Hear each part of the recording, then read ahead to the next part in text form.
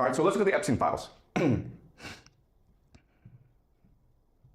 so this is Jeffrey Epstein, and this is Donald Trump. All right, Jeffrey Epstein died in 2019 in a federal prison, and he was being charged with many crimes, and the FBI ran an investigation into him. And just recently, the United States, called the Department of Justice, the DOJ, on their website, they released about 3 million documents pertaining to the Epstein investigation. And a lot of these are emails. And what you discover is that he knows everyone who's powerful in the world. So for the longest time, it was believed that Jeffrey Epstein was a Mossad agent, okay? And his job was to lure powerful Americans such as Bill Gates, Bill Clinton, to his island called Epstein Island, where he would film them engage in compromising activities.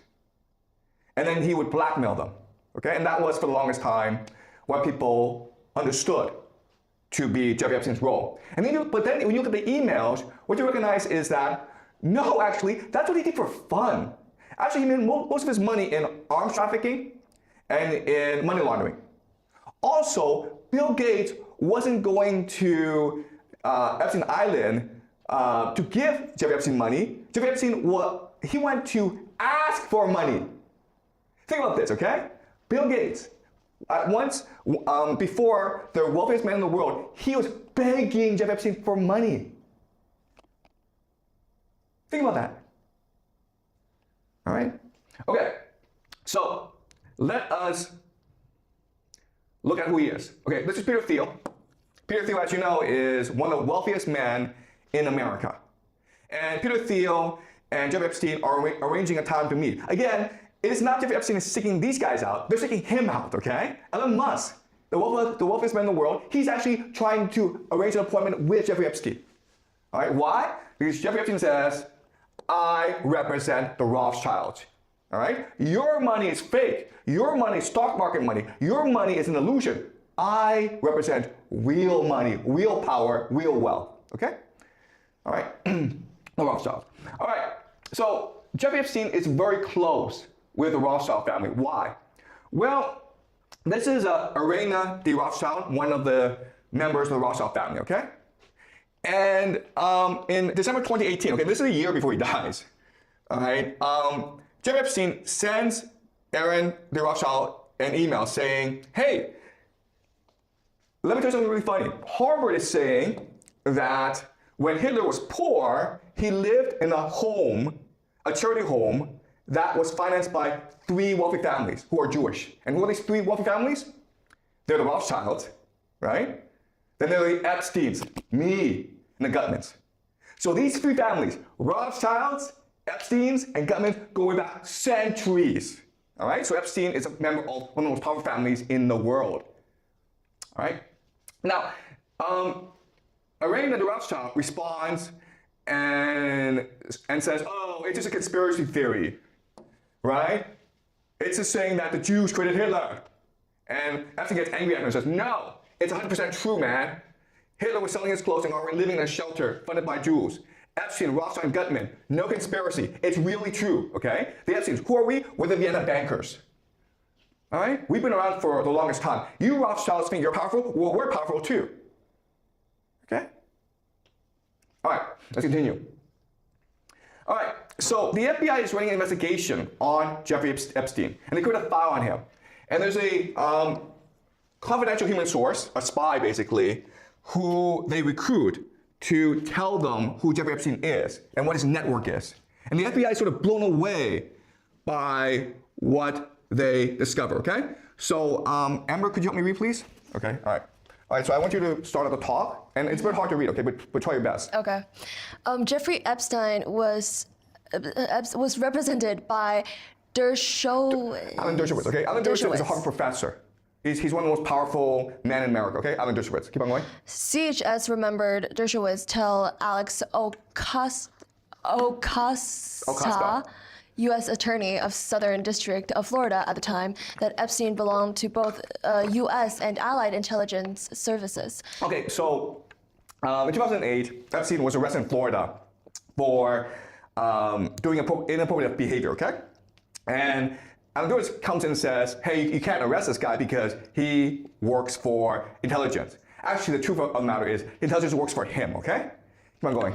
CHS shared phone calls between Dershowitz and Epstein during which he/she took notes. After these calls, Mossad would then call Dershowitz to debrief. Epstein was close to the former Prime Minister of Israel, Ehud Barak, and trained as a spy under him. Barak believed Netanyahu was a criminal. Saudi Arabia, Israel, and the United Arab Emirates are allied against Qatar, Turkey, Iran, and Syria. That's not okay. All right. So here it says that Epstein worked for Mossad. That's not true. Okay. All right. So you look at Epstein's life. He actually started his career at Dalton. Dalton is one of the most prestigious elite schools in America. That's where all the most powerful, wealthiest families send their children. Okay. He was hired as a teacher. Then he went to work for Bear Stearns. Bear Stearns, which is a financial firm, and there he learned finance. But then he went to work for Doug Leese. Who is Doug Leese? Doug Leese is an arms trafficker involved with Iran-Contra. Okay, so he's one of the biggest global arms traffickers in the world. And then he started to work for Barak, who is the prime minister or the former prime minister of Israel.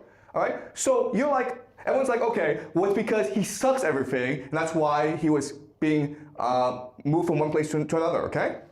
But another way of saying this is, he's an operative, and he's being trained in how power works by mentors. Does that make sense? Let's just say I have a big company, right? And I'm a chairman. My son is going to inherit this company. How do I train him to be a good boss? Well, I have him work in different departments of the company, and I have mentors train him in these different departments, right? So what is Dalton? Dalton is education, right? What is Bear Stearns? Finance. What is Doug Leese? He is criminal, arms trafficking. And who is Barak? He is intelligence, right? Does that make sense, guys? He's being trained, mentored in the different sectors of power in the world. All right? Keep on reading. Masha Drokova telephone number is based in Silicon Valley. She has been running a firm called Day One Ventures, which is supposedly an early-stage investment company. She used to be Russian President Vladimir Putin's main contact in the Russian youth movement. CHS and Drokova spoke, but Drokova did not talk at all about technology. Instead, she looked at CHS and said, "You knew Epstein, didn't you?" She said Epstein was a wonderful man. Okay, so Epstein was connected with Vladimir Putin, okay? All right, let's read the last section. This is the most important, okay? CHS advised Shabad. Okay, Shabad Lubavitch, right? The organization we talked about. Yes, keep on going. Shabad is doing everything they can do to co-opt the Trump presidency. Shabad is basically state-sanctioned Judaism. It is used by Putin to keep tabs on all the Russo-Jewish oligarchs. On the day Trump was elected president, Ivanka Trump and Jared Kushner. Jared It doesn't say Kushner, Kushner, but keep on going. were at the gravesite of Rabbi Sneerson. Okay. So remember last class, I showed you a video of Netanyahu approaching a rabbi called Rabbi Sneerson and saying, "Will you give me your blessing?" And Sneerson says, "Yes, I will. And please hurry up and make the Messiah come." Okay? So it's all interconnected. Okay, Netanyahu, Sneerson, the Trump family, Putin, and it's all connected through Shabbat Lubavitch and Jeffrey Epstein. Okay, keep on going. Who was the most powerful rabbi in the Shabbat network? Jared didn't disclose his stake in Cadre because of its ties to the Russian state, NFI. CHS believed this is the real Russian collusion story. Kushner had moved a lot of Russian investment money around. The FBI should investigate Kushner's family charities to find evidence of corruption and money laundering. Shabbat routinely uses charities to launder money. Okay, so this is it, guys, okay? This is it. The FBI did an investigation. What they discovered is that Jeffrey Epstein and Jared Kushner are both part of this transnational network that's able to co-opt different nation states, including Russia, including America. And they're all connected to this other transnational religious organization called the Shabbat Lubavitch. And their leader is Rabbi Sneerson. It's all one big network, all right? And let's look at this. Okay, this is a report, a secret government report. What happened was that when Americans went into Afghanistan, the British went in too. And Prince Andrew, who is the brother to the king, asked the British government to investigate investment opportunities in Afghanistan. Okay, so this is the British government. And so whatever they report has to be confidential. It's basically a state secret. And this report tells Prince Andrew where's the best place to invest in Afghanistan. And what does Prince Andrew do? He emails it directly to Jeffrey Epstein. Okay? You think these guys work for the government, Prince Andrew. No. They work for Jeffrey Epstein, who works for the Rothschilds. All right? All right. This is Libya. All right. So in February 2011, okay, this is July 2011, America starts bombing Libya, and it seems as though Gaddafi will fall. And already Jeffrey Epstein and his friends are discussing how to make money out of this, right? Because they know that Libya has many assets frozen in American banks. So once a new government comes into place, then this new government will want the money back, right? And Jeffrey Epstein and his friends are like, let's do this for them and get a commission. All right? Can you read? Understood. Remember, there are already 80 billion in frozen funds / assets internationally, of which $32.4 billion is in the US. And it is estimated that the real number is somewhere between 3 to 4 times this number in sovereign, stolen, and misappropriated assets.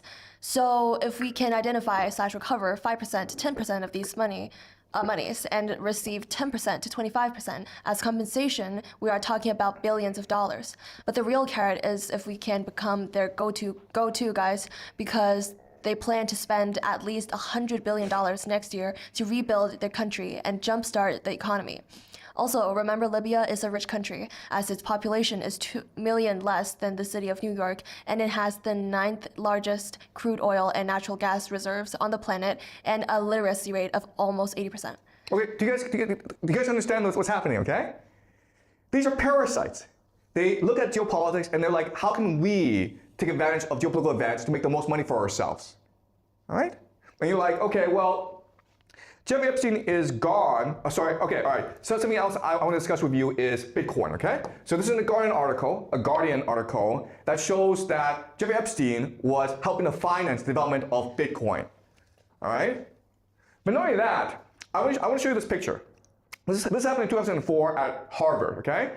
This is Larry Summers, who is the president of Harvard University. This is Steven Pinker, one of Harvard's most famous scholars. And this guy is Jeffrey Epstein, all right?